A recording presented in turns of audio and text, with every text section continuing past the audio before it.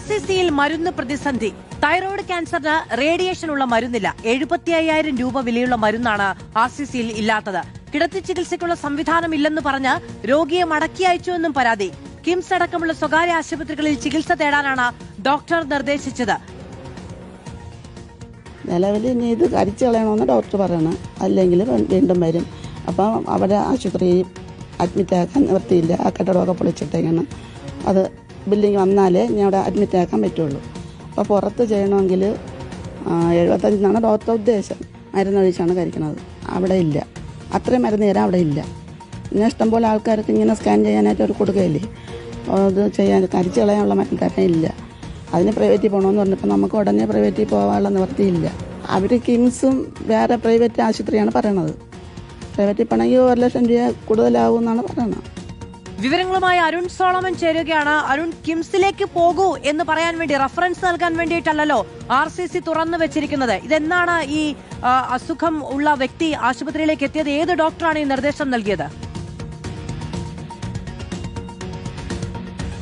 മാധു, ഒരാഴ്ച മുൻപാണ് തിരുവനന്തപുരം സ്വദേശി RCCയിൽ എത്തുന്നത്. നേരത്തെ തന്നെ തൈറോയ്ഡ് ഗ്രന്ഥിയിൽ വീക്കമുണ്ടായതിനെ തുടർന്ന് തിരുവനന്തപുരം ജനറൽ ആശുപത്രിയിലാണ് ആദ്യം എത്തിയത്. അവിടെ സർജറി ചെയ്ത് ഈ തൈറോയ്ഡ് ഗ്രന്ഥി നീക്കം ചെയ്തിരുന്നു. പിന്നീട് അസ്വസ്ഥത ഉണ്ടായതിനെ തുടർന്നാണ് RCCയിൽ വിദഗ്ധമായിട്ടുള്ള പരിശോധന നടത്തിയത്. ആ പരിശോധനയിലാണ് ഇത് ക്യാൻസർ ആണെന്ന് കണ്ടെത്തുകയും ഇതിന് വിശദമായിട്ട് റേഡിയോ ആക്റ്റീവ് അയഡിൻ തെറാപ്പി നടത്തിയേ മതിയാകൂ. ഇതിനുള്ള മരുന്ന് 75,000 രൂപയാണ് വിപണിയിലുള്ളത്. പക്ഷേ അത് RCCയിൽ ഇല്ല എന്നുള്ളതാണ് ഈ രോഗിയോട് ഡോക്ടർ പറഞ്ഞത്. ഇതിന് ശേഷം ഇതിനെ കിടത്തി ചികിത്സിക്കാനുള്ള സംവിധാനവും നിലവിൽ RCCയിൽ ഇല്ല. അതുകൊണ്ട് തന്നെ കിംസ് അടക്കമുള്ള സ്വകാര്യ ആശുപത്രികൾ ചികിത്സ തേടണം എന്നുള്ള നിർദ്ദേശം ഈ ഒരു രോഗിയോട് പറയുകയായിരുന്നു. പക്ഷെ അത് അവർക്ക് അഫോർഡ് ചെയ്യാൻ പറ്റുന്ന ഒരു സ്ഥിതി ഉണ്ടായിരുന്നില്ല. നിലവിൽ അവർ ഇപ്പോഴും വീട്ടിൽ വിശ്രമിക്കുകയാണ്. കാരണം ഇതിനുള്ള പണം കണ്ടെത്താനായിട്ട് അവർക്ക് ഇതുവരെയും സാധിച്ചില്ല എന്നുള്ളതാണ്.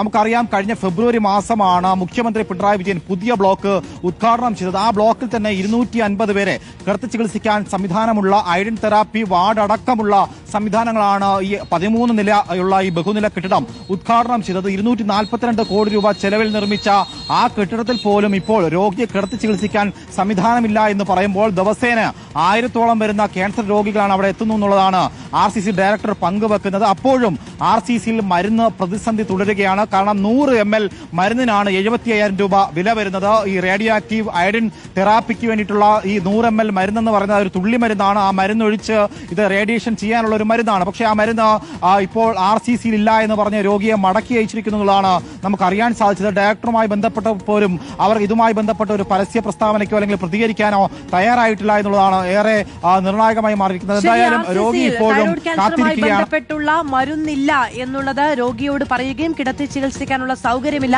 നിങ്ങൾ സ്വകാര്യ ആശുപത്രിയെ സമീപിക്കൂ എന്ന നിർദ്ദേശം നൽകി മരുന്ന് ഇല്ല എന്ന് പറഞ്ഞ് തിരിച്ചയച്ചു എന്നുള്ള വിവരമാണ് RCCയിൽ നിന്ന് വരുന്നത്. അരുൺ സോളമനാണ് വിവരങ്ങൾ നൽകിയത്.